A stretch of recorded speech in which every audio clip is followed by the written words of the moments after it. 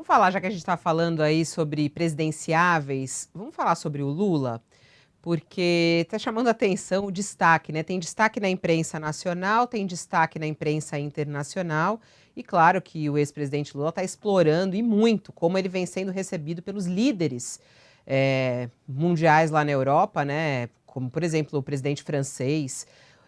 Na reunião foi na região do G10, né, o Sakamoto, que o nosso colega aqui do UOL, o Jamil Chad, que fez aquele flagrante lá em Roma, lá, que ele ficou É isolado do num G20. cantinho, do G20, que ele ficou isolado num cantinho da sala, né, que não ficou conversando com o garçom, porque nenhum líder queria conversar com o Bolsonaro. E aí, Mas o presidente, até o garçom esnobou ele depois de umas duas ali, até o garçom parou de falar. gente, muita vergonha, né? E aí o ex-presidente Lula vai lá para a Europa e é recebido o quê? Com pompas de presidente.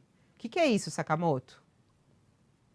Então, e foi interessante porque a viagem do Lula à Europa Ocidental acontece ao mesmo tempo da viagem do Bolsonaro a países do Oriente Médio, né? A primeira comparação é que o Lula visitou e foi bem recebido em democracias consolidadas, né, que são referências, inclusive, para a nossa democracia. Com todo respeito ao Oriente Médio, né, Bolsonaro foi bem recebido por administrações de autocratas, né? Por mais que tenhamos Dubai, Emirados Árabes, Catar, os países que são economicamente avançados, eles são autocracias, né? Não são regimes exatamente democráticos, né? Agora, o interessante é que o Lula fez uma turnê, ele visitou, é claro, tinha uma parte da visita dele que ele visitou pessoas que já eram mais próximas a ele, ia dar um retorno, ia dar um apoio. Ele visita o SPD, ele visita a fundação ligada ao SPD, que é o Partido Social Democrata Alemão, né, a Friedrich Ebert, visita o Olaf Scholz, que deve ser, tudo indica, o próximo primeiro-ministro alemão, sucedendo a Angela Merkel, que é ligado ao SPD, e que ambos têm uma relação histórica, né, com o PT no Brasil.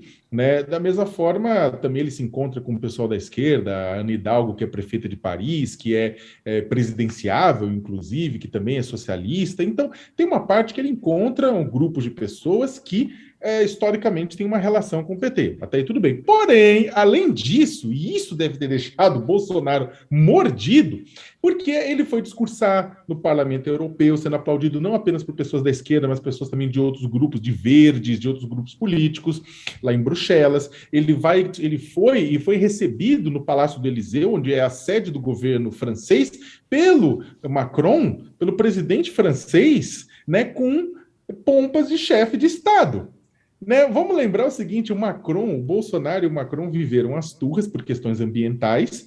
O Guedes chegou até a falar que Guedes e o Bolsonaro fizeram o absurdo de chamar a esposa. Olha o nível do debate, que a esposa do Macron era feia. Isso que chegou ao nível do debate. E muito por conta da grosseria, das troglodices, da incompetência, dos números de desmatamento, do número de Covid, ou seja, do pacote Bolsonaro, e isso afastou a França, que historicamente é uma das principais parceiras econômicas, sociais do Brasil. E, inclusive, isso ajudou a afastar, a tornar mais difícil o acordo do Mercosul com a União Europeia. O que significa, em resumo? Significa assim, o que a imagem, e agora o Lula ainda vai passar pela Espanha, né, vai ser recebido pelo governo espanhol e tudo isso mais. O que significa isso internacionalmente? Qual é a imagem? Você gostando do Lula, não gostando do Lula, não importa. A imagem que passa é que exatamente o Bolsonaro, que fez uma terra arrasada, que fez um governo que é negativo, é um governo pária, é um governo que não tem credibilidade nenhuma no mundo civilizado e no mundo democrático, né?